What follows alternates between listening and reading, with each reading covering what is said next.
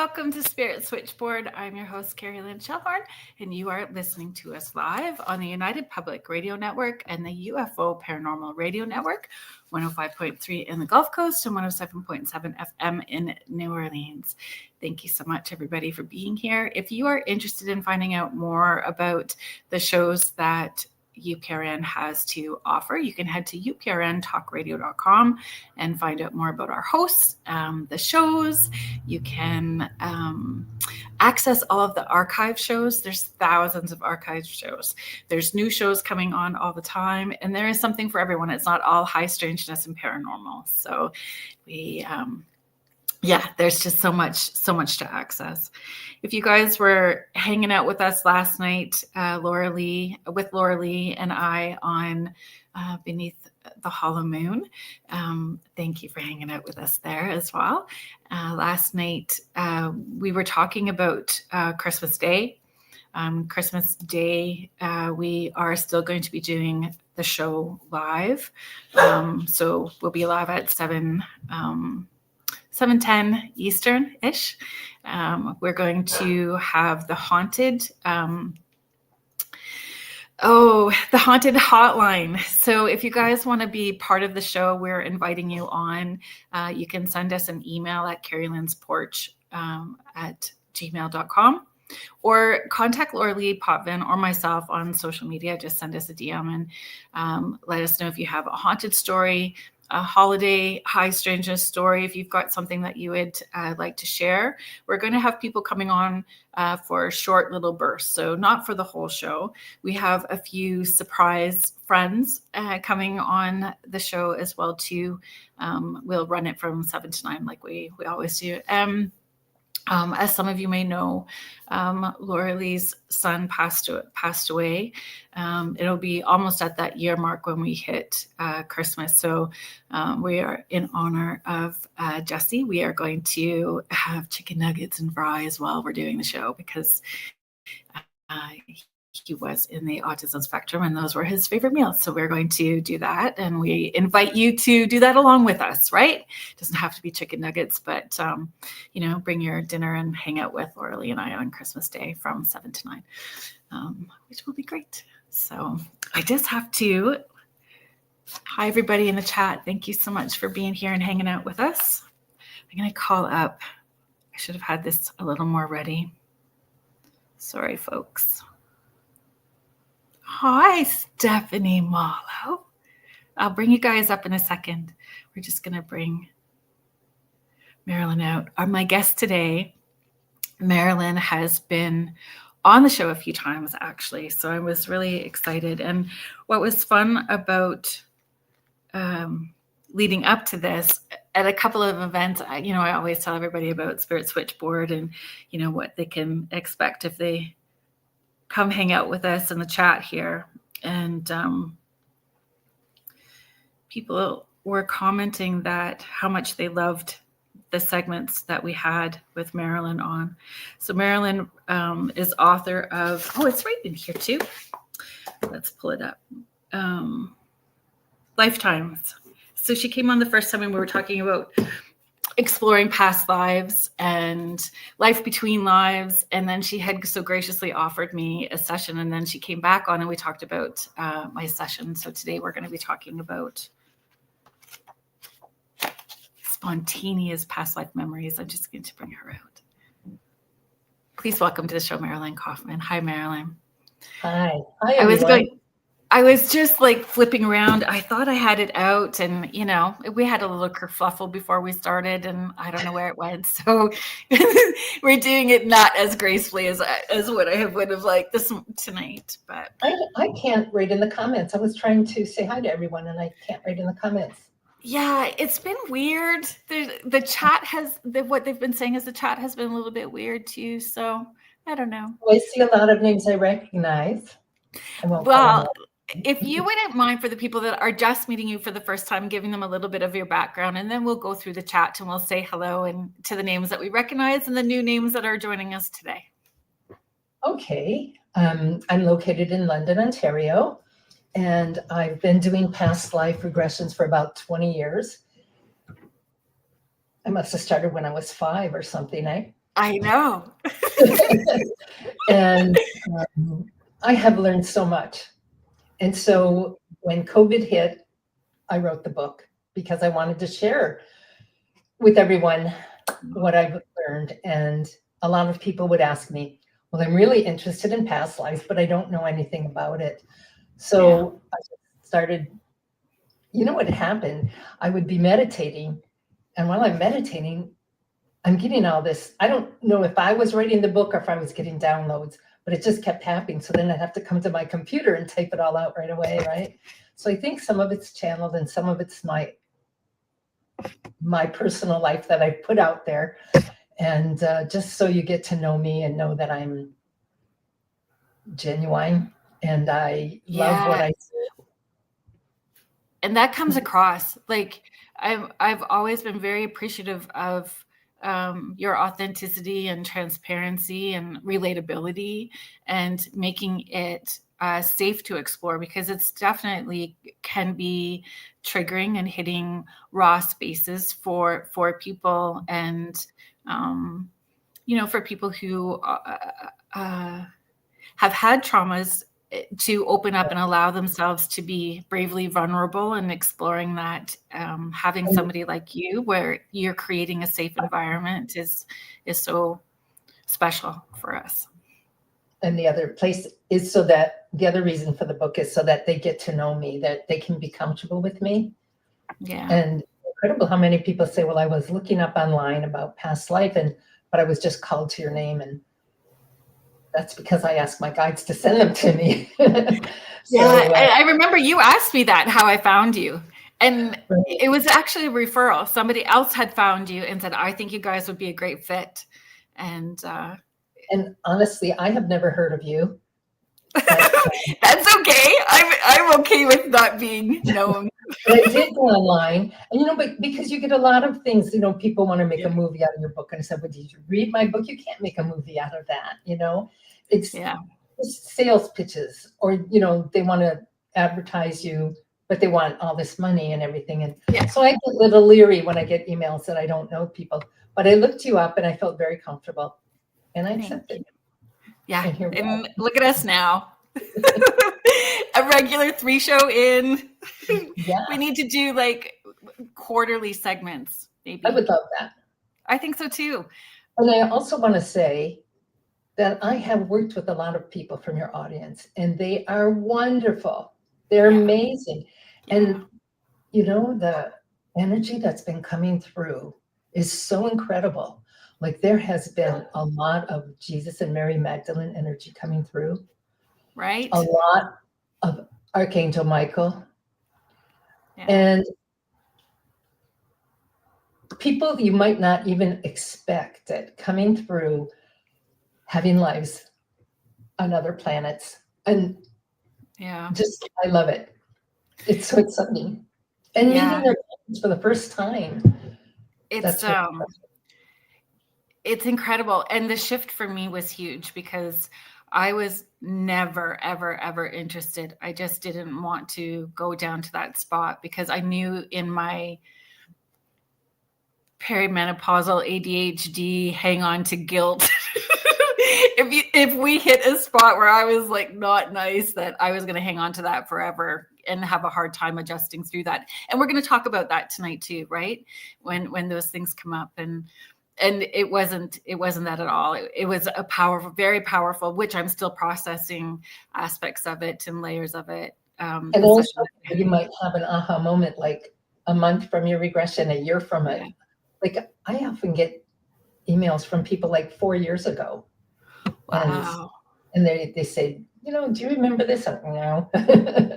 But I keep the recordings. So if anyone needs the recording 4 years from now, I'll still have them. Wow. That's on a thumb drive, because it might take me a while to access them. Well, let's come through and say hi to everybody that's in the chat. Mort was here early. He was like our first person in the chat. Hi, Mort. Thank you so much for being here.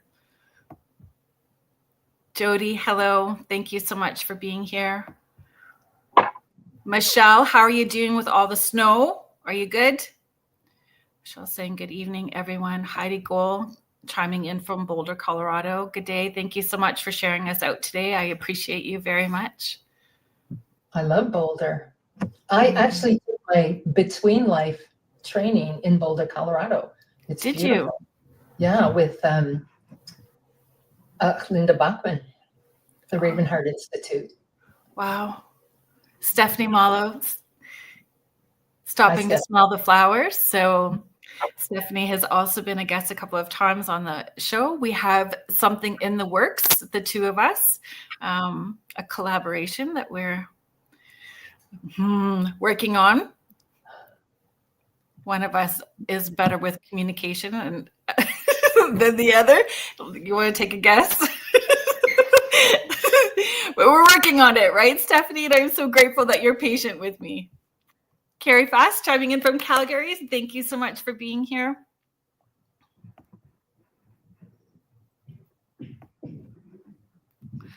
Oh, Jackie White, our Hi, dear Jackie. friend, sensitive and animal communicator. So yeah, glad that you're tuning in for tonight's show as well too. Denise Mitz, hello all and happy Friday. Welcome back, Marilyn. Thank you. KJ Fortune, hello. Thank you so much for being here. Hi, Julie Dow. Thank you so much for being here. Let's see if we can call this up. Stephanie sharing, Marilyn walks the person through the process so beautifully and gently. I would agree. Oh my gosh, my ego's going to just like. No, it's not. You jokingly say that, but we all know better. That's not even the truth. I think you missed Heidi Goal. Yep, I'm on my way back up. Oh, sorry. No, we're good. Thank you for showing me though. Heidi Goal is saying hello, Marilyn. Hi. I think that we've got everybody in now. Oh no, oh my goodness. We're still rolling.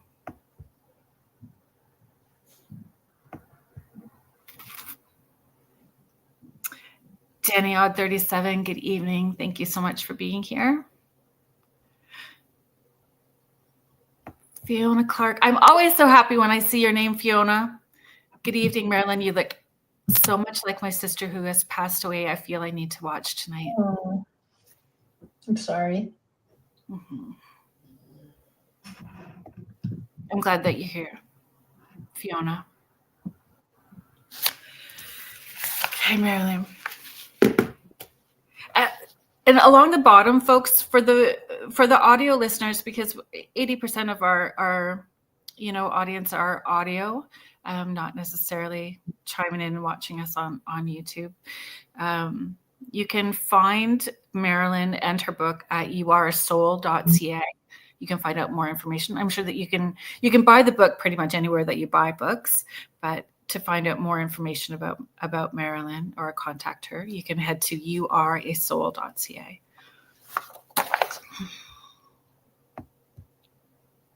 Sherry Madigan, hello. Thank you so much for being here.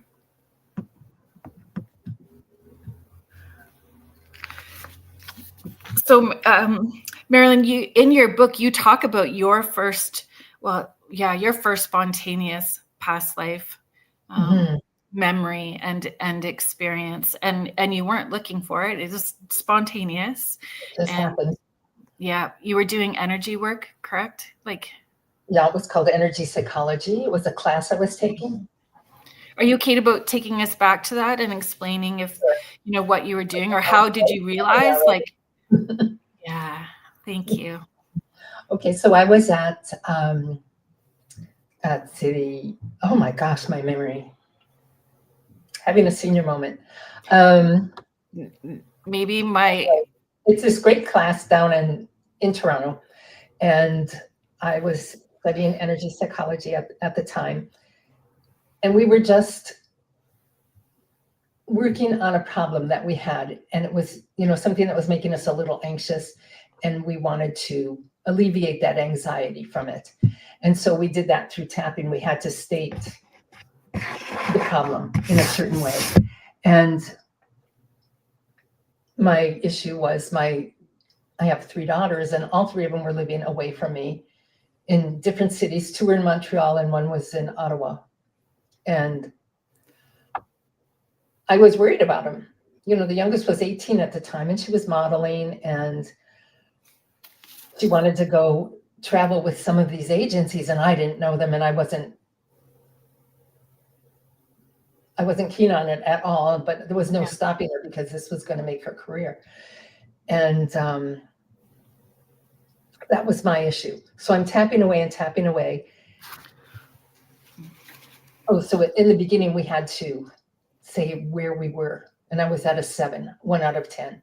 And I felt I was at a 7. And as I'm tapping, it's supposed to go down, but I was going up. I was at an 8. And I told the teacher, and she said, just keep tapping. And I started to hyperventilate.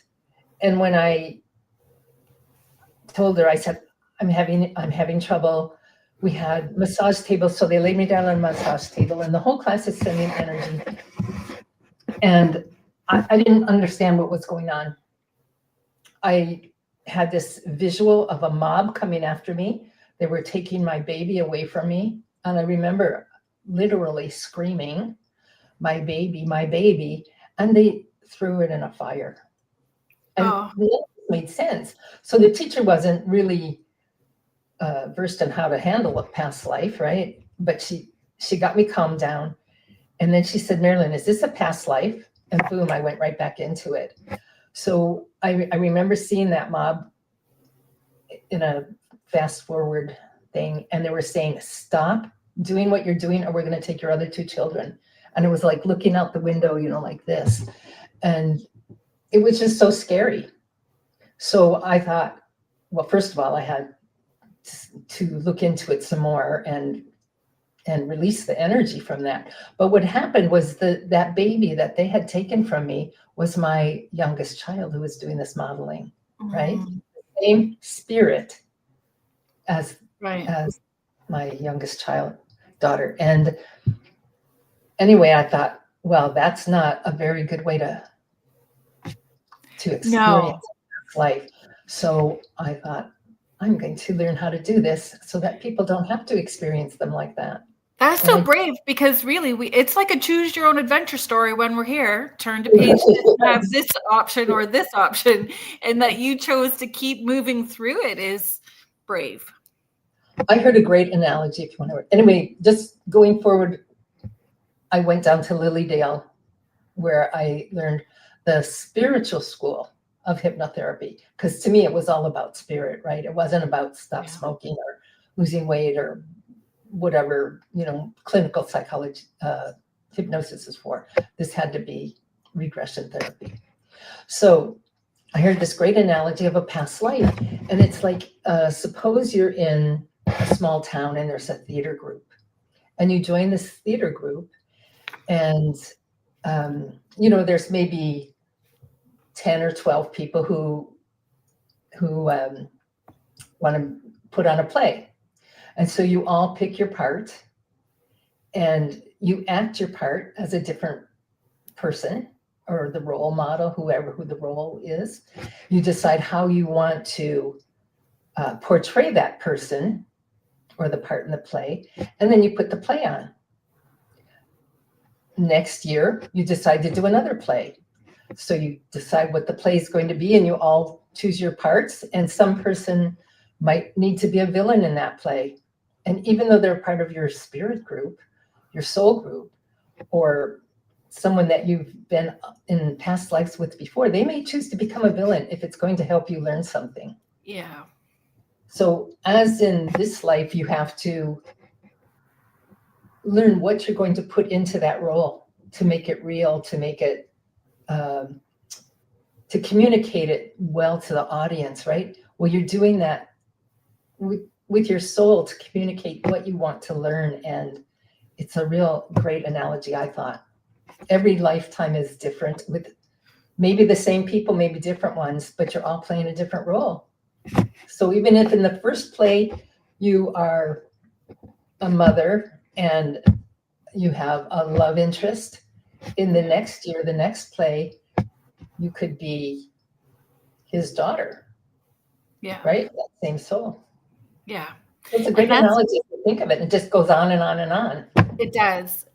And that was my thinking prior to having the experience with you, I always just had it in my head. I've been all of it: tall, short, chubby, thin, male, female, good, bad, and then, Mean, not mean. yeah. Even And then I would be okay. And just knowing that I'm taking actions, or that my thoughts, words, and actions are in alignment, so that I can sleep good at night and not have to repeat lessons or taking ownership of stuff. And or come back to earth again. yeah, but I mean, I feel what I've learned from you is the things that I'm very pulled to. There's always deeper meaning, which I kind of knew, but to go even deeper with it, and not that it just had to be in this lifetime, but multidimensional, that it can be dimensional lifetimes as well too. And that was validating and eye-opening, and changed a lot of things for me. And also it can be parallel, another life happening at the same time. I appreciate that you saying that, because I had a client this week ask me that, and I was like, oh yeah, but I didn't necessarily say it with full confidence. I was like, oh yeah, and you can reach out to Marilyn Kaufman at the same time, because I felt sure, but then I referred her to you. Cindy Mitch, hello, thank you so much for being here. Because just taking ownership of having a spontaneous past life memory, there's that slippery slope. Just having intuitive thoughts, you can gaslight yourself out of it really quickly, have that chihuahua brain, I just wanted to know that, or not knowing what to do with that information. But then when it's consistent, so are there signs leading up to that for people? Not you got slammed into it. There are so many ways that we are actually accessing our past lives without even knowing it. And of course, it all comes from our subconscious mind, because that's where the memory of all your past lives reside. So Right. depending on where you are in your life or your circumstances at the time, you could just be pulling up some past life memories and not even be aware of it. So I just was thinking of some examples, and some of them are like, when you have déjà vu, when you go into a place you've never been before, but it's so familiar, and you actually know if you turn that corner, there's going to be a church there or something to that extent. That could be, and you don't know how's that happening, right? Or there are your emotions, like what makes you so emotional? Maybe I've always been very get upset when I watch a movie where someone is really being suppressed. And sure enough, I found out that was past life. Or some things just make you happy. When you meet someone and you just feel like you've known them forever, well, you probably have, in another life. That's comforting, though. Mm-hmm. Love at first sight. Not everyone believes in it. Not everyone experiences it. But when you meet your soul mate, you pretty well know it, right? I'll take your word on it. I'll take your word on it. I think it's still to come. Hi, Jane.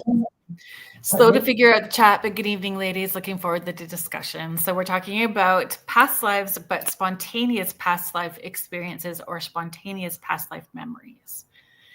I guess we're kind of talking about triggers or signs. Yeah, these are more triggers. There's some dreams, people who have recurring dreams. Oh, that was on my list of questions, recurring dreams. Yeah, definitely past life. I have someone come who always felt like they were in a house on fire and they couldn't get out. It was a past life thing. Or, just anyone with claustrophobia, or something like that. It really can create panic attacks when you don't know where it's coming from. Even physical pain can be a past life memory. There's also the fears, right? The karma of talent. How can some kids come into this life and just play a music, just pick it up like that without even trying? And I know I put the example in the book of Mozart, who wrote concertos at 4. My grandson's 4. There is no way he could write a concerto. There's no way. My kids, 2 of my children remembered past lives and just openly talked about them. I remember you as my mommy, but you looked different then. Mm-hmm. And also that son in particular would say, and Brooklyn wasn't here then. So talking about my daughter. So in that past life, remembering me as their mom, but this that sister wasn't part of that. Yeah, he talked a lot about it when he was younger. So speaking of my 4-year-old grandson, he recently had a past life memory, and it was the is it the day of reconciliation? I can't remember. It's in October. Well, everyone wears orange shirts in commemoration of these people who had to go. And it was the Indigenous people of Canada and Northern United States who had to go to these residential schools because they wanted to get annihilate them. To put it in a nice way, they wanted to make them more Canadian. Yep. They weren't allowed to use their own language. They stripped them of their identity and their culture, their language, and their family. Mm-hmm. And this was run by the government, and the schools were often run by a religion. Methodist was a big one, and there were some others. Anyway, so now there's been a big awareness of this coming, and they have a day in Canada called the Day of Truth and Reconciliation. So in school, they talk about it a lot, and all the kids wear these orange shirts. So my daughter went out and got him an orange shirt, to commemorate, and wear to school that day. And when he saw it, he goes, "Can I wear this at home? Can I wear this every day? Because I don't want to be taken away from my family and sent to that big," I can't remember, that big something in the sky.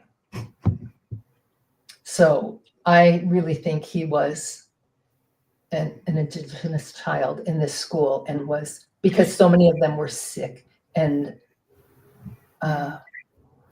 died there. And that's how this all came about, because they found these graveyards that were unmarked. And they're searching for more all the time as well too, which is good that they are honoring that.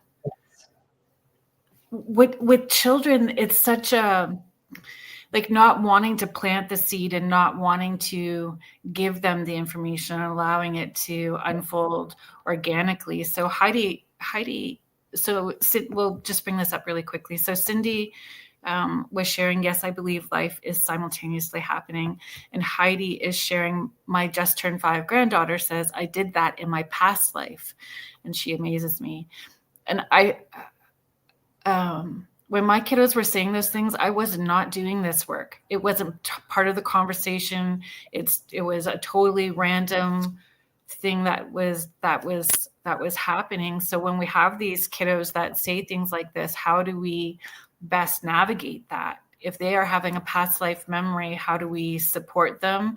Do we deep dive into it? And then if we keep going and moving layers of that onion, is there ethics attached to that too? Because could you speak to that? And my advice to people, because I've had quite a few people call me, you can't regress a young child. No. I wouldn't anyway, but I don't question them if they bring it up. Just let them tell you, be very interested, maybe ask a few questions, but then they could go like weeks or days without even mentioning it again. And then something will trigger their memory and they might start talking about it. And I think it was last time when we talked, I talked about my cousin who babysits, and she was taking care of this little boy, and when they would go for a walk, he said, there used to be a barn here. And she checked with my uncle, and yes, there used to be a barn where he was pointing to. Wow. But the funniest thing was, he said, your grandpa ran over your father with his dairy truck. And she didn't know anything about that. So she asked my only remaining uncle that's alive, and sure enough, he did. I love stuff like that. I love that, like, what the heck moment, like, can't make that up. Like, it's just when that little piece of evidential is there as well too.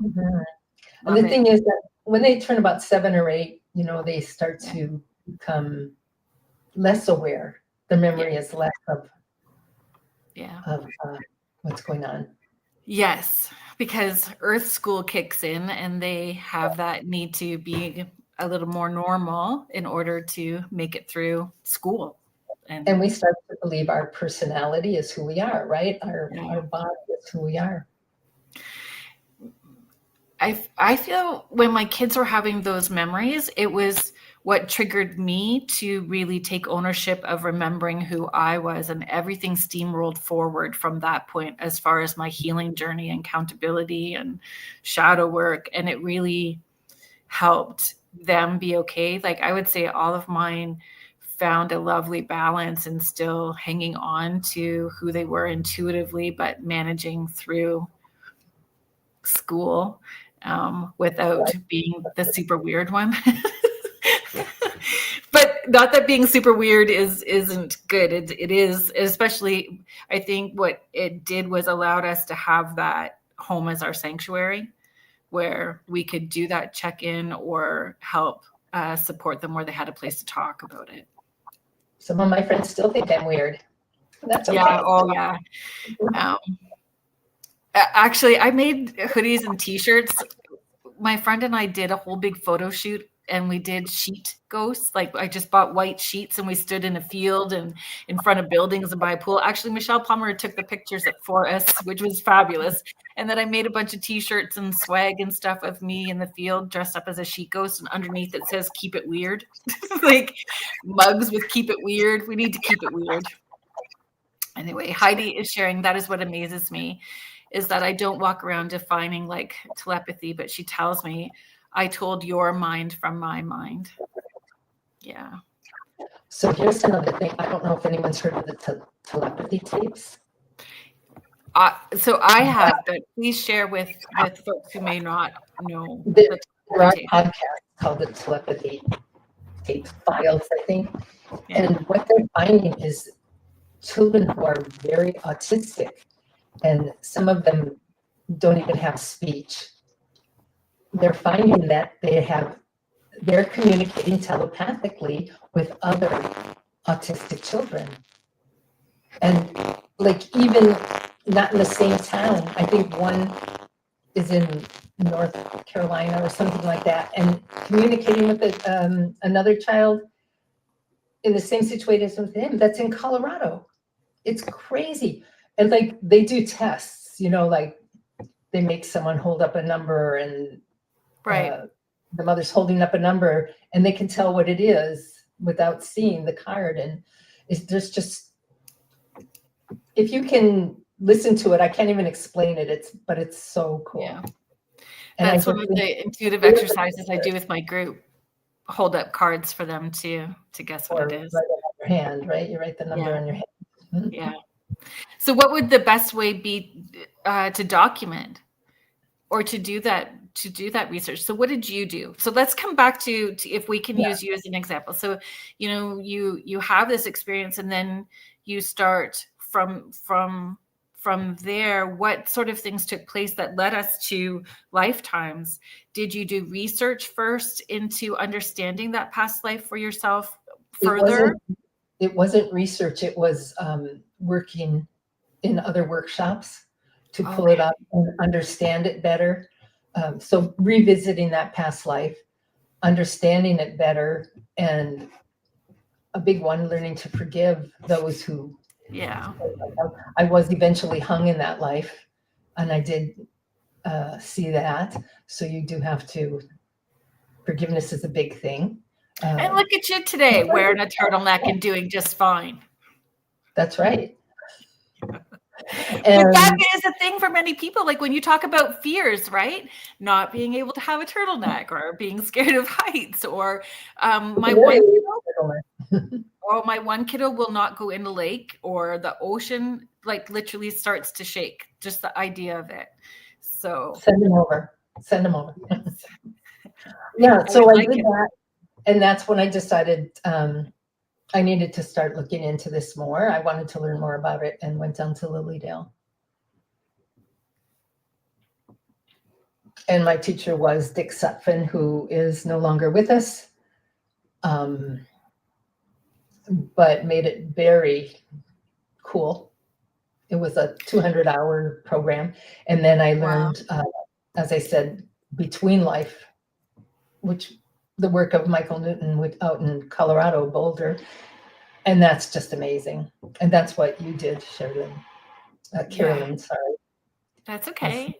last name either And it first. was.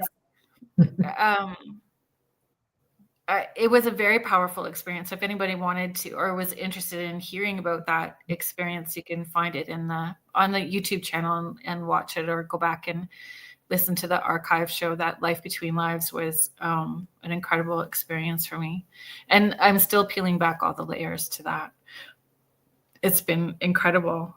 But you blend hypnosis and regression therapy, energy work. You use a blend of different modalities when you're dealing with clients. So as people are having things surface As as needed. needed. Yeah, some people I'll do chakra work on, or cord cutting, or sometimes people just want to come and they're not really interested in past life, but they're interested in other things, right? So that was the question I had. How do you stabilize and structure the experience therapeutically so it becomes healing and not overwhelming? I think some people can be overwhelmed, and because they are just, so many people don't know what to expect. They don't realize what it's going to be like, and they can be overwhelmed. But I do try to keep it pretty calm. And I really don't do the work, because we call in the spirit guides and they do the healing and they do explanations. And that to me is the beauty of it. That's the best part. I would say from my experience too, I really had high intention, low attachment, open to whatever the process was going to be. I know you encourage sort of setting an intention or having a question prior for that life between lives, right? And the guides that showed up for me was surprising. Like I didn't have an expectation necessarily about the who or what was going to be a guide, and how that played out was also. And if we pull that back to that spontaneous past life experiences that happen for people, can that be a push from a spirit guide or your higher self asking you to get moving on your awakening and your journey? Yeah, I think, isn't the push the first chapter of my book? Yes, it is. Yes, it is. I didn't do well with the subtlety. I needed the push. But many of us do need a knock on the head to get going, right? And there's so much that, in everyday life, we just forget. We get caught up in the world and forget to ask for help. Yeah. Like, they're there waiting. A lot of people want to know, how can I connect with my guides all the time? Well, and if you're not in a group of people that are having those sort of conversations or experiences, not knowing anybody else in that, like you are just, random and have this experience happen all of a sudden, you don't want to, finding that safe place can be hard to have that conversation. And even moving in it, you don't want to sound like a cult leader. I see that too. Like, because cult leaders say some of the same words that we do. They use some of the language. So it really is finding that safe place where it is nurtured and not manipulated. And how does someone not chihuahua brain and overthink it and talk themselves out of it? How do you maneuver through that space of having the experience to surrendering into it, processing it, and not talking yourself out of it? Yeah, I think meditation is just the best thing for that ever. And it doesn't have to be where your mind shuts down completely. That's not what meditation really is. Meditation is just closing your eyes to the world, outside, and just being quiet. Maybe concentrate on your breathing. Some people chant. I could never chant for more than a few minutes. Going out into nature. So many people are getting that message of going into nature. And how can they differentiate between a true past life experience and something else, like, or their imagination? How can they use discernment, I guess? A lot of people want to know if they're making it up, and I'm not 100% sure, but like when they come for a regression, I say, when you're feeling the emotion, people sometimes cry, you're not making that up. Yeah. And if you were going to make up a past life, you probably wouldn't be making up the past lives you remember.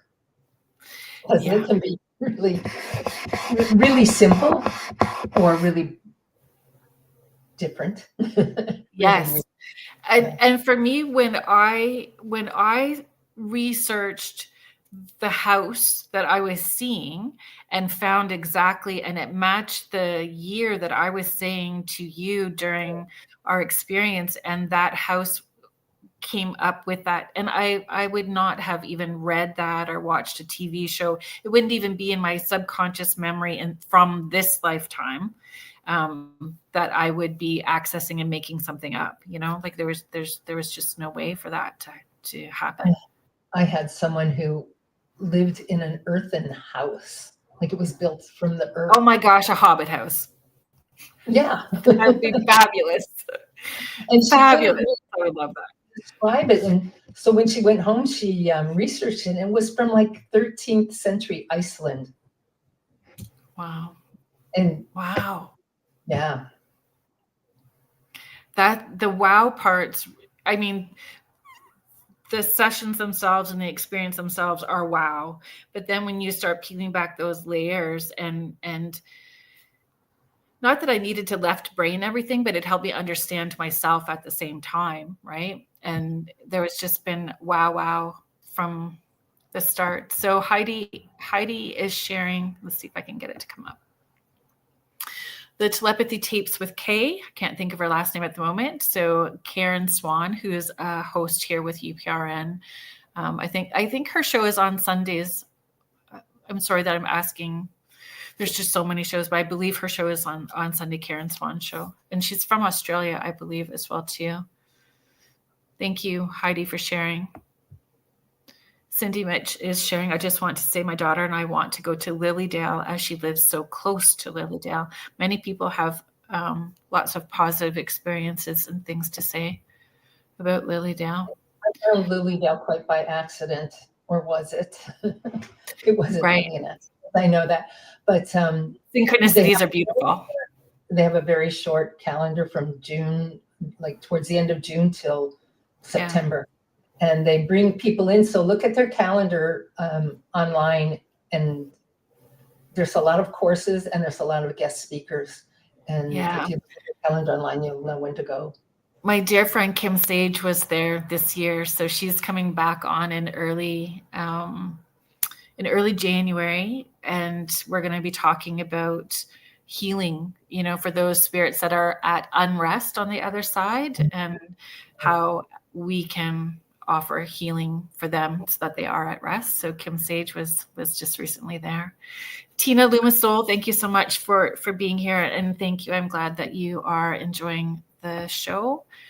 Stephanie Malo is sharing, I knew that going to see Marilyn for a past life regression was going to catapult me forward in my life, which I needed. She continues, let's see if we can bring it up for you. She continues sharing, I use the past life experience lessons to ask myself now, which past life are you acting from right now? Look at you and your little wise self. That's brilliant. It's so brilliant.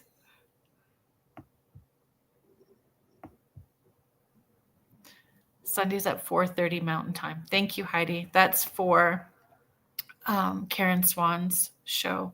And if she just had that telepathy tapes on, that archive show would be really quick for you guys to be able to find. And you could go to the UPRN YouTube channel to find it, and you'll be able to listen to it. Heidi is sharing, I do have some past life memories along with my birth chart. I understand some lessons now. And that's what I appreciate too with you, Marilyn, is this seeking of knowledge is coming from different workshops and different places. It wasn't just from one. And that's how I've been as well too, especially at the beginning. It was all kinds of different modalities. It evolves. If I think of what's coming through now, through regressions and channeling and things like that, like my book is almost old news. I wrote it years ago during COVID, right? And so much more is coming to light. Yeah. I mean, it still gives you the basics, but like it could be expanded on.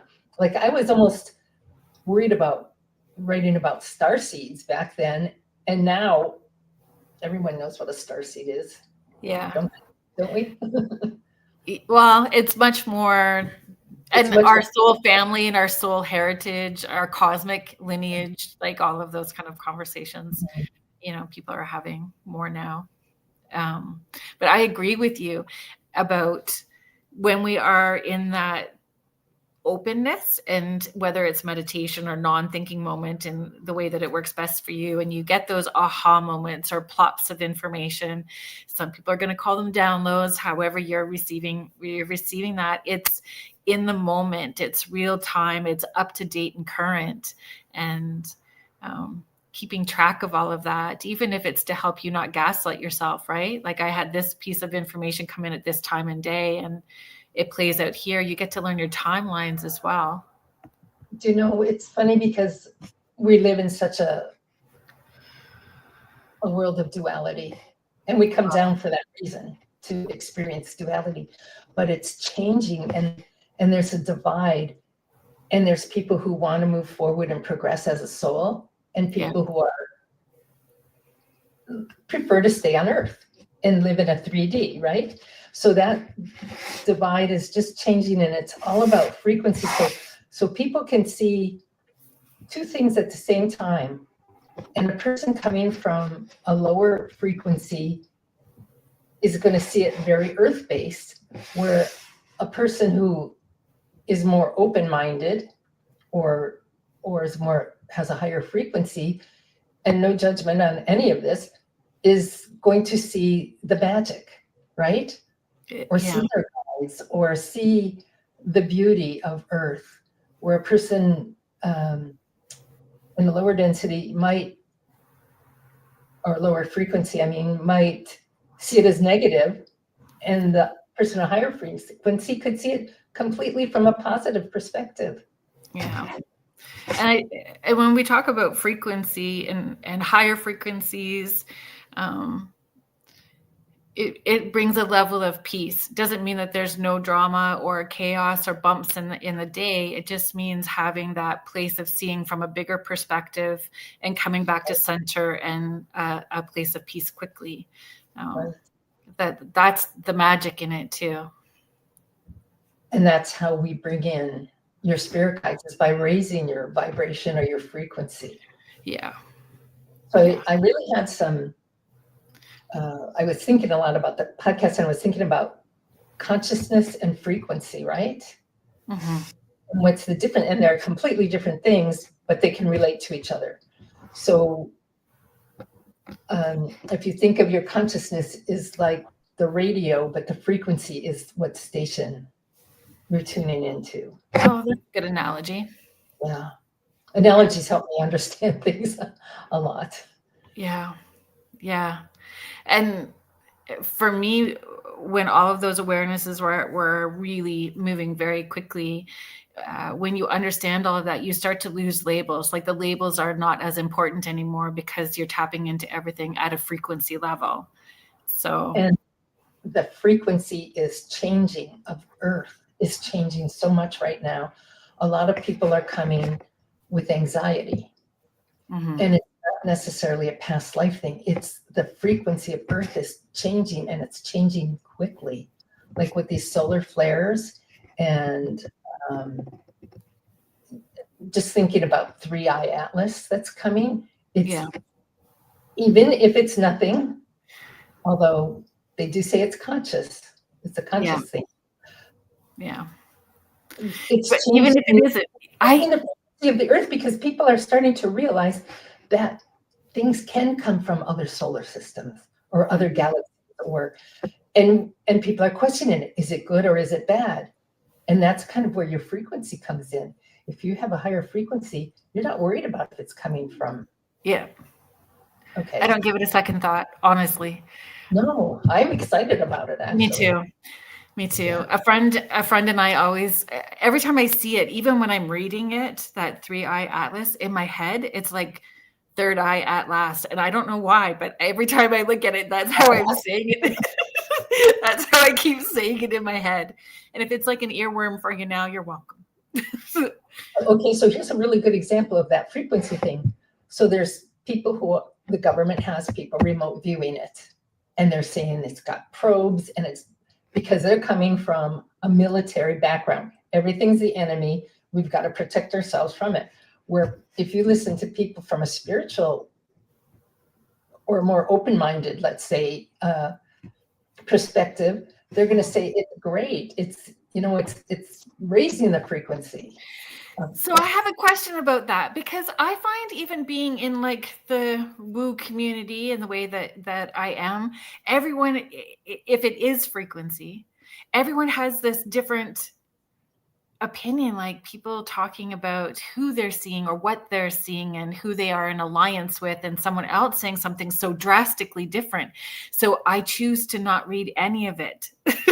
I just cannot, because that's when I get overwhelmed. If I go outside of and looking at all of those different opinions and the drastic polarity of how people are talking about it, I can't go into those frequencies. I have to just lean into how I'm feeling that frequency from my place, and then I'm okay. I have so much trouble with the news, and sometimes I get caught up in it, and then I just feel crummy afterwards. And I think, that's it. I'm not watching the news. And I stopped watching the news a long time ago. But I get headlines, like 5 headlines. Is there something I need to know? Exactly. I don't want everyone's opinion on it like the news does. And no, just let me know. Is it safe to go outside? Is it going to be cold out? Yes. Is it snowing again today? Are the schools closed? Yeah. Because I have to drive my granddaughter to school every second week. So that's what I do. I do pick up. Oh, it's so fun, right? Yeah, I love it. Me too. It's the best thing ever. Stephanie was sharing also, the spirit guide part of the session was so big and beautiful to use and know about in this life now was fantastic. Cindy Mitch, thank you for sharing. They're saying, I see the highest frequency alliance as the Crystal Palace. Let's see if I can put this back.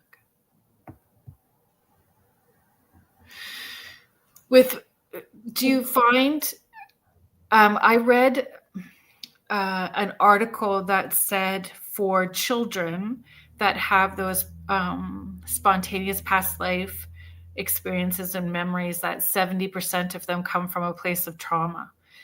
From your experience, do you find that, I don't know if you hear about that from children or that children's perspective in the community that you're in, but do you see that with adults as well too? Yeah, well, it certainly was with my grandson. Yeah. And you? Yeah. Yes. But yeah, there are past lives. We've all had traumatic past lives.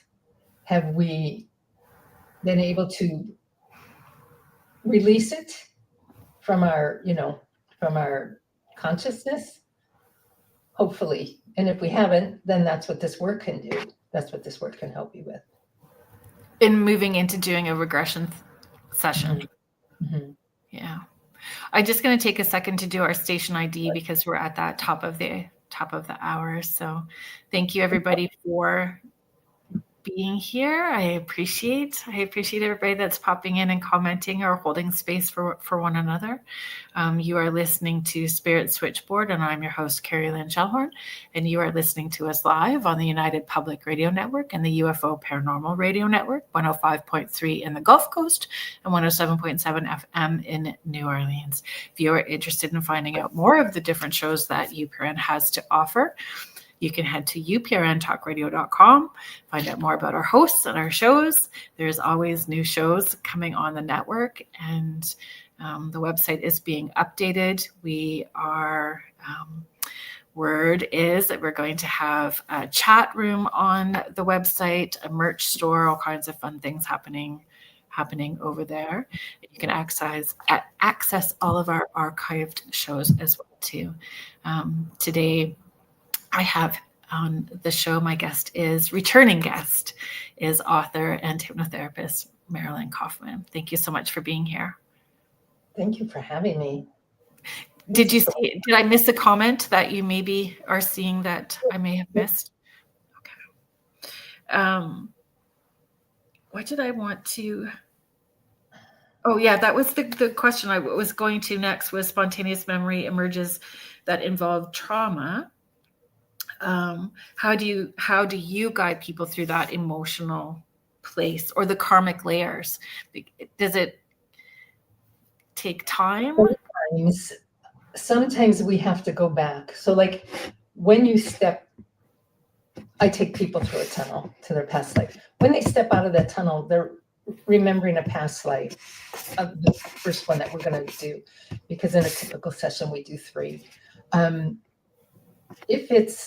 If they step right into a traumatic experience, what they don't usually do, but sometimes it happens, I'll say, well, let's go back to a day before or an hour before or a week before to see how you got into this predicament. Yeah. Does that make sense? Yep. And then sometimes I'll just go forward to see if they got out of it. Because the trauma doesn't always affect their current life. It's just something they were interested in, like maybe they were a soldier and because they were interested in war and they just stepped into the battlefield, right? Yeah. It doesn't usually happen that way, but it can. Also, when there is trauma in your current life that you're remembering that a past life is causing this trauma, understanding the cause often releases the effect. So just knowing that it's from a past life helps alleviate the effect it has on you. Yeah. Like Stephanie says, I just go, oh, which past life I'm afraid of doing something. Which past life am I remembering, right? But also they're under hypnosis. So I can make suggestions to them. I can give them like a step, I don't know how to say it, like something that they can do, like touching their right hand or something. And when you have this issue come up, touch your right hand and you'll remember that it's not this life, that it's over and you've dealt with it. Right. I don't want to say trigger because trigger kind of has a negative effect. Yeah. But that's what But you are planting the seed of a tool. It's a tool. Yeah. Yeah, that's helpful. And you, because I'm very mindful about who I let in my energetic space, I have to say too, like when we do this work, you know, who we let in our space and who we don't. And you're very good at getting us deep quick, like into that space. I don't know if that's everybody's experience. That was my experience for sure. I think so. It seems like the whole induction is not quick. It's like 15, 20 minutes because it's not like doing something for neurolinguistic programming, which you just, work with someone for a minute and they're in a trance state enough to do that work.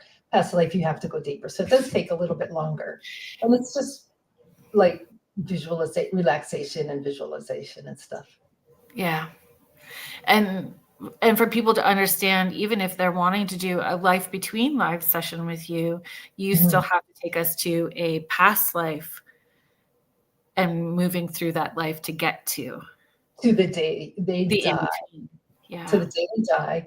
And we do, like, and I always put it in the induction, you're going to do this without pain and without extreme emotion, because I don't want people to go through it like I did, you know, like not knowing what's going on and just crying, you know. Yeah, no. But I kind of felt euphoric, to be honest. Isn't that awful? what? I kind of felt euphoric. I was like, oh, good. Okay, now I'm ready to die. So we're gonna, like, this one's done, thank goodness, and off I go. But I don't usually take them to the moment they die. I take them to the moment after they die. Yeah. When their spirit leaves their body and they can look down. Yeah, and it was euphoric. It's amazing when that happens, because yes, you don't have a body anymore. You're out of duality, right?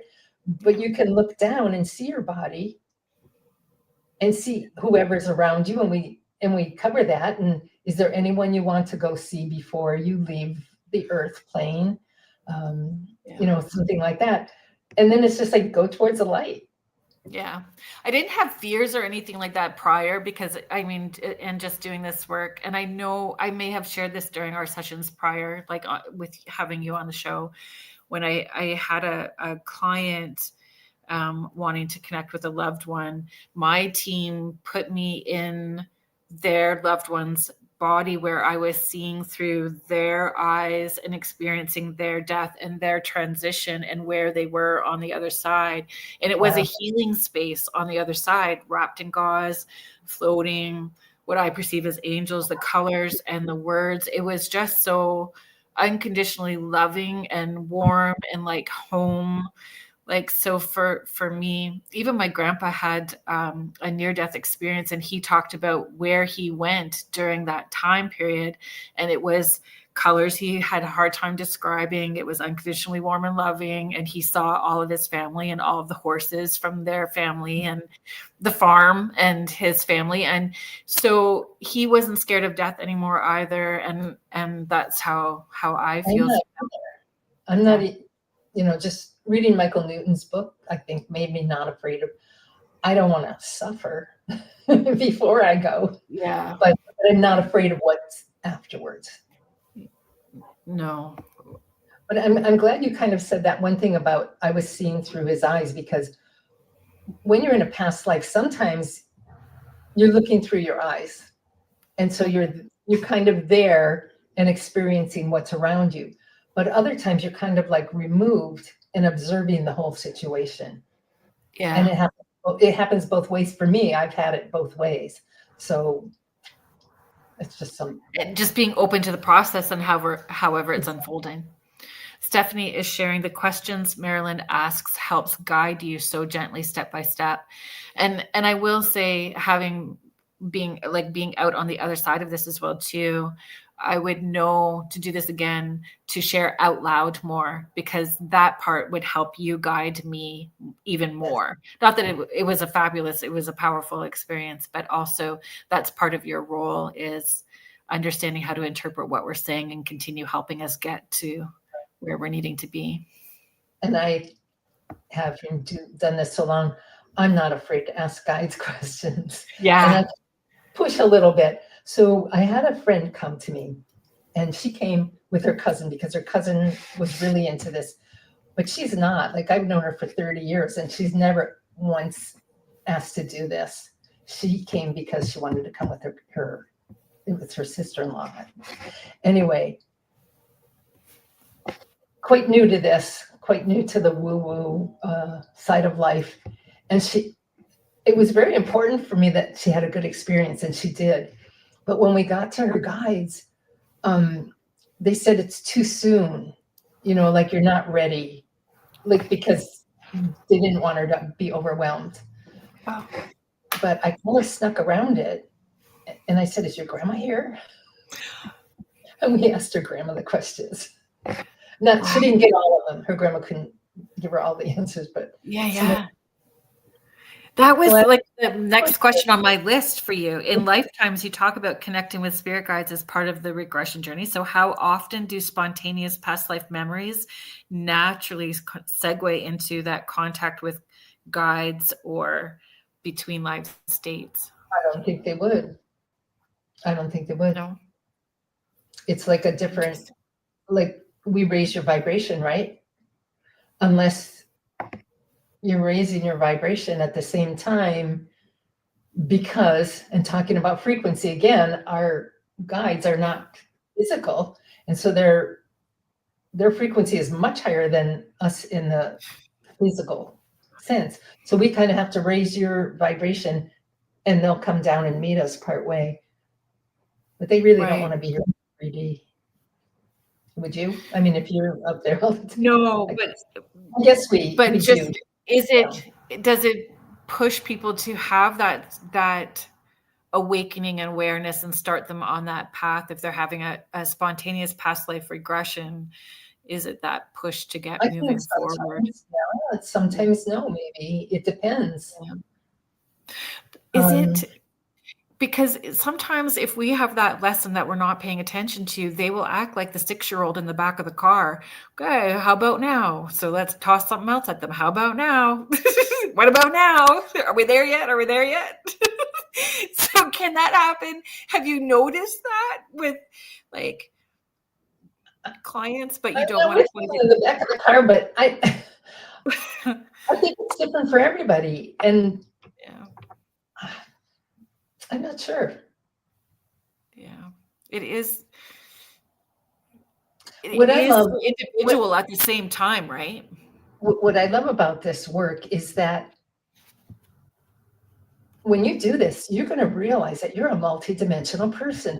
Yes. You're talking to me on Earth, and you're talking to your spirit guides in the spirit realm. Mm-hmm. And you know that you're a time traveler. Like time is, you could be back in the past, and you could be in the forward in the future. We can all travel time that way. It doesn't mean our physical body is not there, but our consciousness is. Yeah. Timey-wimey conversations can be overwhelming and a little trippy for me too.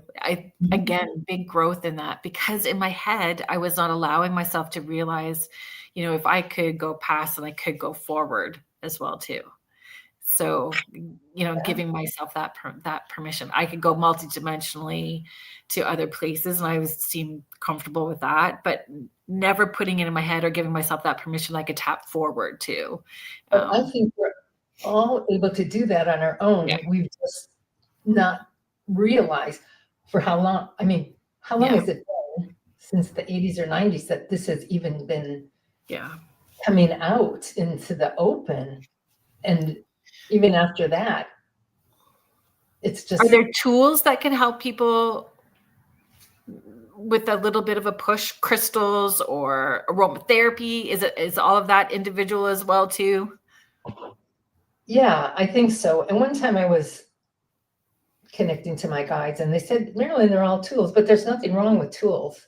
Like you don't need to have the crystals. I can meditate. I know. I like several of my crystals certain crystals when I meditate. And but is it helpful? Because I kind of feel that way about lots of other things, right? Like, people buy 20 different decks of tarot cards and oracle cards, but it's mostly because they're drawn to the imagery or the colors or a particular artist who's creating them. And if them. that works for you, works for you, go with it. So that is the vehicle. That is just the vehicle that's giving you what you want to download, or the answers you want. Like, well, for you, how do you get the answers when you tapping in? Yeah, I honestly can take a breath and I'm in. Whoop, away I go. Right? It's really that quick, and it's hard to explain, but I can feel it rolling. I can feel that breath go right to my third eye, crown opens up, down my spine, up my feet, and back up, and whoop, I'm there. So Teams in and away I go. It's like flipping a switch on. It's not that easy for me. Yeah, it's just flipping a switch on. I'd be a psychic medium, and I'm not.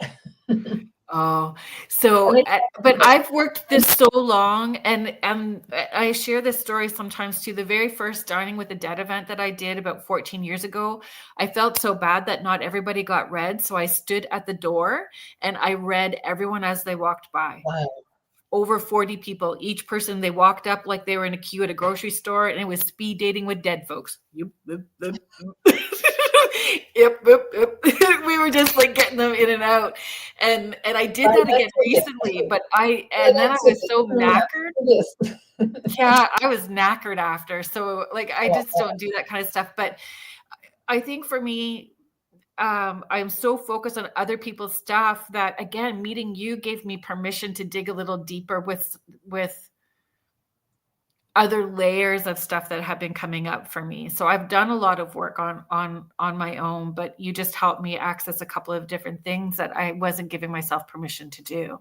And I think that was so helpful, and I'm grateful for that. But it's like, I think we all could be psychic, and we all could, for sure, we need to be hypnotized to do this work. Yeah. Because some people, I know people who just can do it on their own, right? Yeah. But it's cultural beliefs, blocks, traumas and experiences from childhood, not even childhood, still trauma and experiences as an adult. We forget who we are, yeah, who we really are. Yeah. And we take this body and think that we're a body plus church and governments and schools and society, right, as a norm, has been saying you can't do that. Look how many kids have psychic things and their parents say, don't tell anyone, because the church would condemn them, right? Well, yes, and that fitting in thing. Like when I had my kids, we had, like the safety word, the safety word when they're going to school. But we also had a word for when there was woo stuff going on, if we were out. So then I knew that they were having an experience that was outside of the box that they needed to share, so that I could remove them from where we were, so we could talk about it and figure out what we needed to do in that moment. And, we do have to, numb ourselves or dumb it down a bit in order to access outside of our door for folks. Yeah, even I have to talk to people differently. People who aren't ready to hear this. Oh, yeah. You just won't bring it up. But when people are ready, that they're so hungry. They just want to talk. For me, when I'm with someone who's like in that space, this third eye section, that in between the eyebrow section, it actually pulsates and rotates. And I'm like, ooh, I'm with someone who gets it. So here we go. I don't have to choose my words carefully. I can just lay it all out there. So I'll plant a little seed in and see if they pick up on it. And when they don't. Yeah. Cindy Waghorn, Surrender and Shine, thank you so much for being here, jumping in late. Oh, you know what, Cindy, please forgive me.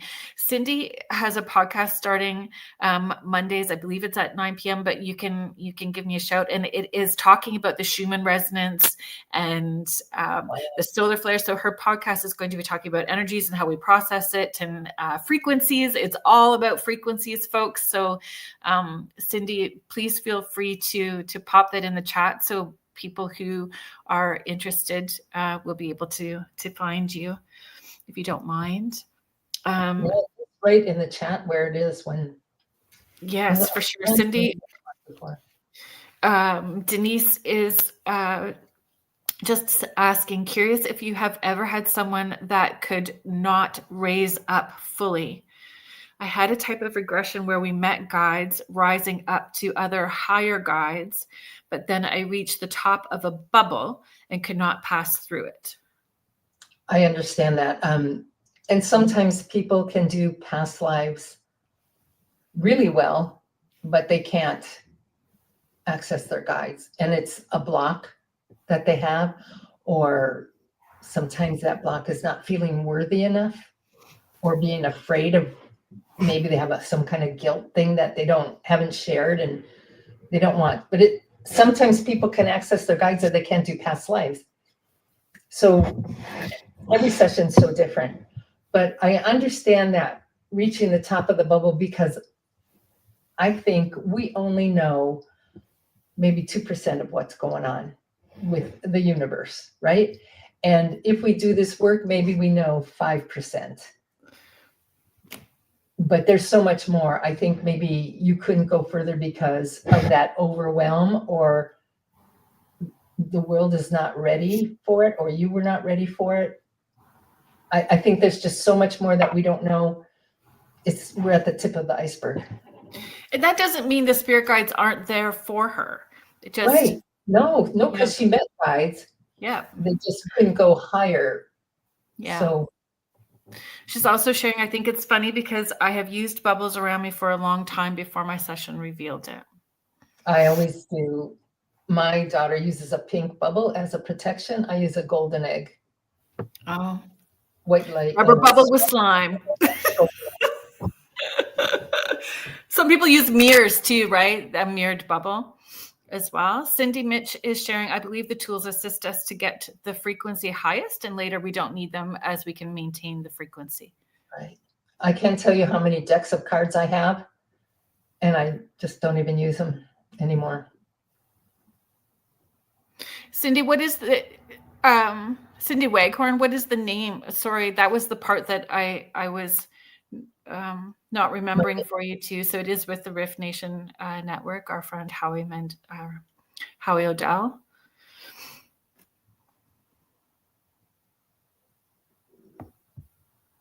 Do you know that bubble up is something I used to tell my youngest, or all my kids, but my youngest one in particular remembers bubbling up, and he would bubble up everywhere. Going into the grocery store, bubble up. We're going to the mall, bubble up. Becoming universally aligned. I will remember that, Cindy. That's the name of the podcast. Okay. Becoming universally aligned, 9 p.m. Rift Nation Network, Facebook and YouTube. So we just look Rift Nation Network up on YouTube. Yeah. Okay. Would it be on like Apple Podcast or anything like that? I'm not sure. Start Facebook and YouTube to start with, so I'm not sure where it will go from there. But becoming universally aligned.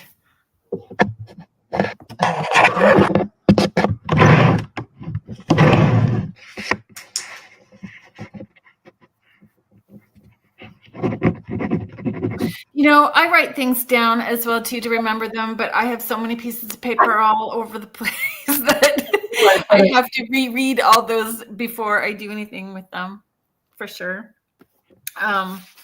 Okay.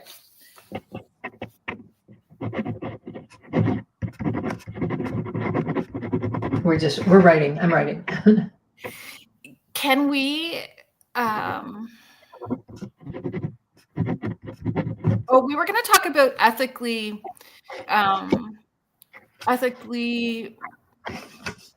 researching, I guess, or ethically supporting, like if you're kiddo or if you have a past life memory, like not showing up, like you do some research, not showing up at maybe a descendant's door and knocking on it going, hey, I think we're related. You know what there, how do you maneuver through safely navigating emotionally in those past life memories or flashes that we have? Discernment is probably the biggest thing. Like you just don't go to somebody. Yeah, but we assume that everyone has common sense. Yeah. Yeah. I guess you want somebody showing up at your door with that story too, right? Yeah. I might not even want that. No, I know. Yeah. You have to set boundaries. A lot of people need to set boundaries, and maybe the boundary is just themselves knowing not to put themselves out there too quickly, because again, frequency, what's the frequency of the person you're talking to? Is it not going to believe what you're saying? Like some people who are aware can read the frequency, our frequency, more than they can read our words, right?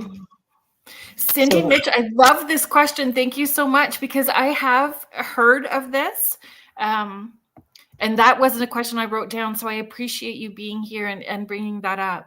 Cindy is asking, have you ever had a person seeing through someone else's eyes and thinking it was their own past life? When I had that happen, well, you talked about doing that for someone, right? Yeah. I had someone, I'll often say, is there anyone you recognize in this past life that you're remembering from your current life? And if you see the eyes well enough, look into the eyes, because that's window to the soul. And then this one person said, I don't understand it. I'm looking into my own eyes.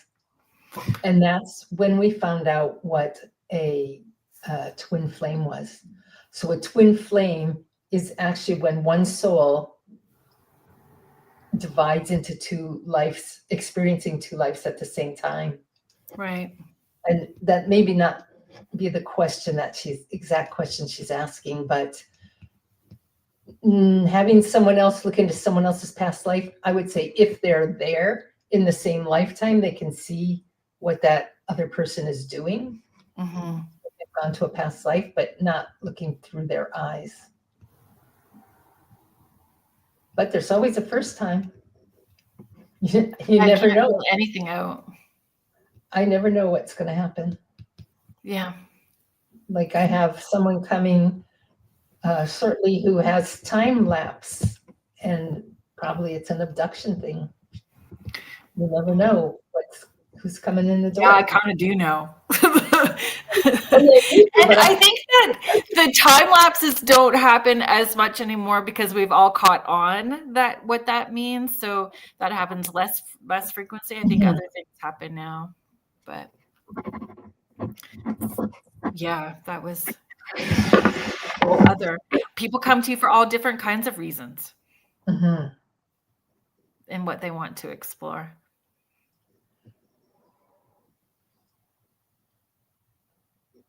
Maybe, yes. Guided regression, spontaneous past life memories. Oh, what if they taught you about the bigger picture? Say again? What if they taught you about the bigger picture? Like, there is a bigger picture. You don't think so? Yeah. And like why we come here, what the purpose is. What did we come here? I believe we come here to progress as a soul, to understand. In spirit, we don't understand duality. We can see it, but we're not really experiencing it. Yeah. Coming here to life, we feel pain, we feel sickness, hunger, love, both sides of the coin. In spirit world, sometimes I think it might be boring.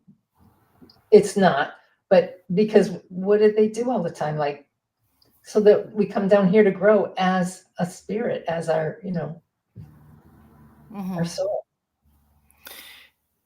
And that we're all connected. So absolutely, as more of us are becoming more conscious, as more people become consciously aware that we're helping other people evolve. And that again goes to consciousness. Like there is this big field out there of consciousness, and we're all part of it. We're all like drops of the ocean, right? Yeah. The ocean being the field that's out there, and we're just a little drop, but we have all the same qualities of that ocean.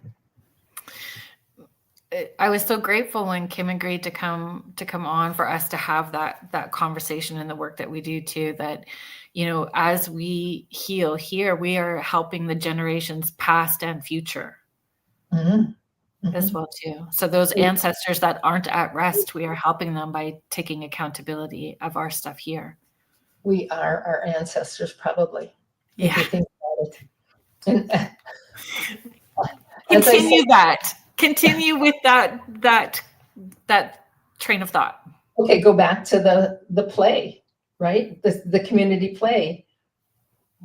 When you're this 1 year or one play you're this person, and the next one you're this person, and then you're someone else. So we probably are our ancestors and coming back. And we're doing, so I just had someone here who came from a very hard life, and she came in to break that cycle. And so she breaks that cycle of all those ancestors, like it was brought down throughout the family, right? She's breaking that cycle right now, and that's healing in the past. That was one of the questions that we set for me too during my in between live session was that cycle ending. Sorry, in the future we're healing, because if we can heal something now, then our future life can be open to something completely on another level. Mm-hmm. I don't want to come back. Nobody does. But do you know what's up there? Do you know that there's actually, I've heard, a lineup, a waiting list to come down to Earth. And I've also heard just today, actually, that there are only super level souls on Earth today, because this is such a transformational time. Yeah, my friend, it's incredible. My friend Joni, who's part of the Rift Nation Network, she is a forensic astrologist. She talks about that she uses the word biblical, but without a religious necessarily connotation to it, that what is happening is monumental and has never happened before, that it's just this incredible time for all of us to be here. The whole earth is going to transcend. Yeah, it's all shifting frequencies. Denny is sharing, soul growth is what it's all about. Cindy Mitch is asking, are you able to find out if it's a soul's choice not to experience any more reincarnations as they done enough soul advancement? Yes. When and that's, I think, what bodhisattva is your last life. Mm-hmm. However, that doesn't mean that you won't come back, because sometimes I worked with a woman, and she really had a block on one thing, and her guide came through as her son. He didn't need to come back anymore, but he came through to help her. And I think when we get to the other side, we realize the big picture, right? And we say, oh yeah, it's only going to be for 100 years or 80 years. I can handle that. I'm an eternal being. What's 100 years? It's a blip in eternity, right? Yeah. I had Cindy, I don't know if you have followed Spirit Switchboard, but I had a guest on named Tina Beckham, and she came on talking about soul planning and how she looks into what you've done for your soul planning in this lifetime. And it was this Hebrew, like using the letters in your name and using a Hebrew, I forget, but and it was really fascinating because there was so many overlaps to things that you have said and Joni has said. There's some astrological components to it. And it was very fascinating. And she talked about, soul's choice and coming or not coming and reincarnations. And it was the between life work, right? When you go between, but it also sounds like Jewish mysticism. Yes, it was. Kabbalah. Yeah, it was fascinating.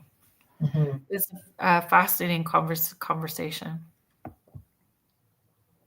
I don't know.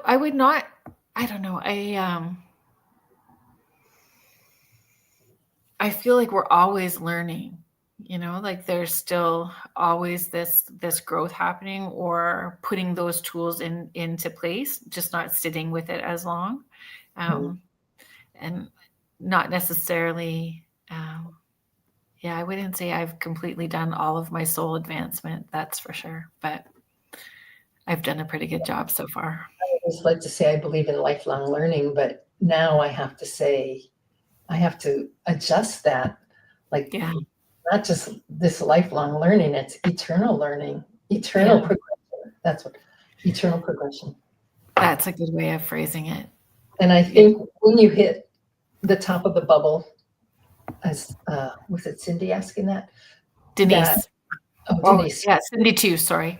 When you hit that bubble, but then when we don't have to come to Earth anymore and we're on another level, that bubble opens, right? We know that. And then there's a bubble above that. And then we know, it just goes up and up and up.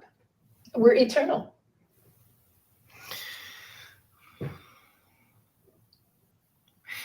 I feel the other part that was super powerful for people in having this kind of experience are for those who have not experienced seeing what their soul looks like. Mm-hmm. Or what their higher self. Yeah, what your higher self looks like. And I love to do that when people don't have confidence. I want them to know. And I think I even wrote that in the book. My main objectives, that you are this personality. You are not this body. You are a magnificent. Yes. That is so huge and immense. It can't even fit into this body because the circuits, right? It's just too much for a body. And so that's why your higher self always stays as pure spirit in spirit world. And I've always said, hi, bright light, or hello, bright light, when I'm connecting with people, and I meant it. It was not a blasé kind of thing that I say. I truly mean it. But when in having that experience with you and seeing from that perspective, like I could always feel it, but I've never saw it in that way. And it just right back to that experience before. It's hard to describe because it's just so beautiful and it's unconditionally loving. And if you've not felt unconditional loving before, that is powerful. Mm-hmm. Oh, you know what? I had an email I wanted to read. It talked all about. Do we have time? Do we have a few minutes? We do. We have. This goes back kind of to the beginning. We have about 10. Okay, I don't think I need that long. But this is an email that someone wrote to me after her regression. And she was having a dream, because we were talking about how past life memories can come through dreams. And it was during the Holocaust, and she was on a train and someone got shot. Okay. So I'm just going to read here, okay? Yeah. Thank you so much for sending me the regression recording. I actually wanted to share this with you. After I downloaded the recording, I waited a few days and I really felt the need to share the recording with my oldest daughter. Needless to say, my 18-year-old was crying so hard and was extremely emotional. She said that after hearing the recording, a certain time in her life made a lot of sense. She asked me if I remembered when we were living in a townhouse. There was one night when she had such an emotional and terrifying dream that she had to go downstairs so she could cry it out on the sofa. I told her I did remember. She shared with me how the dream itself wasn't terrifying, but it was the emotions that came with it that were, and she didn't understand why. She said to me, I was riding on a train. I saw a brick building on the right. I remember a gunshot, and I woke up because I remember I was so very scared. She only had that train dream once, just as I did, but it stuck with her all these years. She was in the 2nd or 3rd grade. Then she let her youngest daughter listen to the recording. And after she listened to it, she gasped and said, OMG, Mom, do you remember, I won't say the name, had a dream years ago about being on a train, and she just cried and cried when she woke up from it. I was able to cry with both my girls, and we held each other. So many things made sense for us now, and I can't begin to thank you enough for the opportunity to have had a past life regression with you. It was soul therapy, quite literally. So she also had some fears. On the day of the recording, you shared how I no longer had reason to fear enclosed spaces or being afraid of dying younger any longer. When my partner and I went to BC, I did things that I never would have done before in a million years. I went to the Capilano Suspension Bridge Park. I didn't even go on that. I wouldn't even go on that. I had a deathly phobia of heights where I normally collapse from fainting at about 30 feet. I was able, with some work, to walk across 230-foot long bridge that was suspended 137 feet in the air, as well as complete a treetop adventure that sits more than 110 feet in the air and a cliff walk. I attributed this huge milestone to our sessions together. She says, you helped me more than you'll ever realize, and my soul is at peace, because for years, through various Holocaust books, I was always searching through the pages for someone or people I had been missing and lost and never understood why or who. But now I know. I have found them. They've been with me all along. Oh, thank you for sharing that. That's beautiful. And I have permission, Powerful. because I want everybody to know this. So I did have permission to share that. But it talked about so many things of how spontaneous memories of past lives can come through and affect us, and the fears of the height and everything. And we don't even know that it's past life. Yeah, incredible. Denny is sharing, it's funny, people plan their whole life for retirement, but never plan for eternity. Oh, wow. Carrie is sharing, the soul and spirit are different beings. I have been able to observe both. I recommend looking at both. It's a game changer. Heidi is sharing, I have felt more unconditional love from my team than anyone ever in the physical.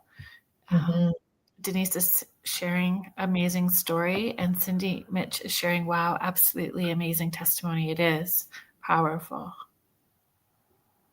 How can you not, when you go through so many experiences like this with other people, how can you not believe? Yeah. Like, how can you not believe that there's so much more out there? Mm-hmm. Everyone plays a role, though, right? Like, so if their role is to be the best asset they can be to help push you to make the changes that you're needing.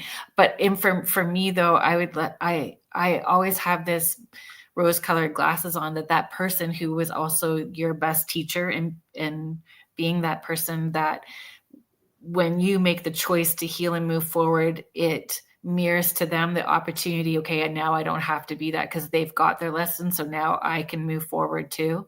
So I think sometimes that forgetting of where they come happens, and that's why they choose to stay stuck in the 3D muck and mire. I don't know. It's because life is hard. It's not easy. But like, the more open you are, the more you see the magic, right? The more you see. Yeah. And it's not easy. Like, stepping into this, you have to take full accountability, and it's messy and raw and uncomfortable. The healing work and past life memories, and and that it's coming from a child. You have this place, but then when you get on the other side of it, it is magical and wonderful, and understanding that we're in constant co-creation with the universe, right? If we can just stop the blame game. Yeah. We don't have to accept it. We do have to forgive. We don't have to condone. But if we can stop blaming other people for the way we are, like my mother never understood me type thing. Yeah. We just have to get past it. We're all doing the best we can with the knowledge that we have. Yeah. Carrie is sharing, how can we not believe conversations like this help me when I have a moment of doubt? I'm gratitude for this. Stephanie is sharing, beautiful show, just beautiful. Thank you. So winding down, how can people find you? Do you have a long wait list currently? Are you? January and February are slow because of the weather. Okay? Right. But this work can be done virtually just as well. I like to have people in person. I like, the personal touch. Yeah. But if you don't like the weather, or you live far away, we can do it online. Yeah. And do you feel there's the potential for the next book to be channeled out? I have to tell you, I already wrote a second book. It's Sorry. been grandson and my friend's granddaughter, who don't even know each other, but the book's written as if they're best friends. And I've written it now, and she's illustrating it. Oh, and so how we're fabulous. ready for Christmas. But it's called Poo Poo Head. That is Nothing to do with this work. Sorry, guys, but I have written a second book. I love that. I'm thinking more and more there may be, but it's not in the works yet. No, I found even with doing the ebook, it channeled out, and and it just came on its own at the own time. And that's how I believe all of it needs to happen, right? Like they give us that pop and encouragement, and the way it unfolds. Heidi Gold is sharing, great show, grateful for these chit chats. They speak to my soul. I think we need to pop up. So sorry. Hang on a second. Oh, there we go. Heidi sharing using triggers to analyze and heal. Cindy much saying yes, recatapulting our life to move forward and forgiveness for ourselves and for our higher self and awareness. Thank you so much. The web address for people to find you. You Are a Soul. That's it. .ca. Thank you so much for being here. It's always a pleasure having you on the show. You are the soul. You have a body. Yeah. And I used to ask that when I would do talks. I would say, how many of you believe you have a soul? And everyone would raise their hand. I said, no, you are a soul. You have a body. But can I just read this one last, my favorite message? And I know I read it. Do we have time? A minute. I read it on one of our other podcasts, but it's like really my favorite because it's so simple and so perfect. Yeah. When times get hard, look through spiritual eyes. When you look through worldly eyes, you focus on loss, pain, and suffering. But when you look through spiritual eyes, you are connected. You know that your suffering is only temporary, that you will be with deceased loved ones again, and that we will all return to a realm of peace, joy, and love. It's beautiful. I love that. Beautiful. Thank you for sharing. It's got me through some rough times. For everyone that's in the chat, thank you so much for being part of our community, for sharing, commenting, and asking questions. I love and appreciate all of you very much. Please stay tuned. Jeffrey Pritchett is up next with the Church of Mavis.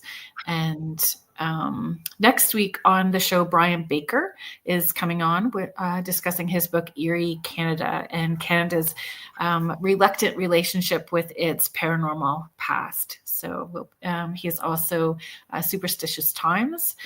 So please, connect in next week as well too. So thank you so much to Joe Montaldo, our network owner, and Michelle DeRoche, our network manager. Thank you to the United Public Radio Network and the UFO Paranormal Radio Network, 105.3 in the Gulf Coast and 107.7 FM in beautiful New Orleans. Have a good weekend, everyone. And we will see you back here next Friday at 6 p.m. Eastern. Good night, everyone. Thank you all. Bye.